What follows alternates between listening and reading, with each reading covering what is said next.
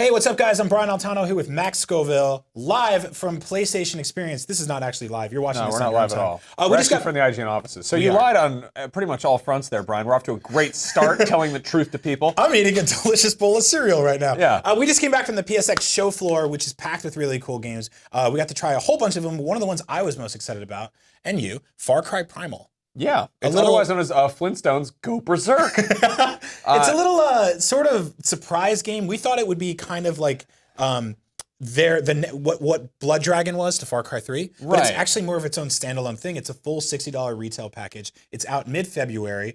They sort of stealth announced it a couple weeks ago.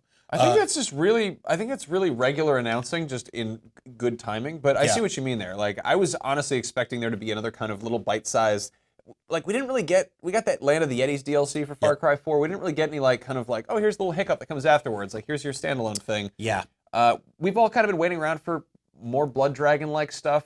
Far Cry Primal, I wasn't thinking that was going to be the thing, but it seems like it's really, really cool. I'm really into it. So yeah, we both played it today. We went through the demo, each on our own, with having our own experiences with it. Now, a lot of the hesitations people have with this game is, hey, it's Far Cry, where's the helicopters? Hey, it's Far Cry, where's the vehicles? Hey, it's Far Cry, where's the guns? Okay, so instead of helicopters now, you have a scout owl. Now, hold on. Yeah.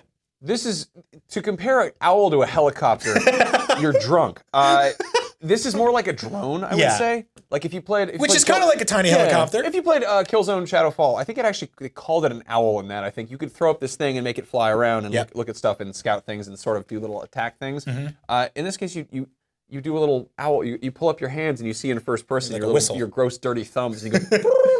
You're whistling. Yeah, you're whistling cave thumbs. And then suddenly you're an owl and you're flying around like in that dream sequence in Assassin's Creed 3. Yep. They said that was an eagle, but you're like flying around and you can go into like predator vision, I guess, where you're not like in the movie Predator, but I think they actually call it that, hunter vision or something. So you get this kind of top-down view of the environment, which is helpful because you're a caveman. And you really can't see much. You have your mini map in the corner, but your owl now is scouting the entire terrain. I guess my big kind of like confusion with this is like, I mean, I played a lot of Far Cry 3, I played Blood Dragon, played Far Cry 4. I'm very familiar with how they've iterated on this kind of the system they have of like, oh, it's an open world, explore, kill stuff, do your thing. Yeah. For a second, I thought there was no map. There is a map, but it looks like a cave painting, which is kind of funny, and it seems like it's very much it's kind of trying to like make you rely on it less. One thing your owl can do is set waypoints, so you're basically going into like long range scouting mode.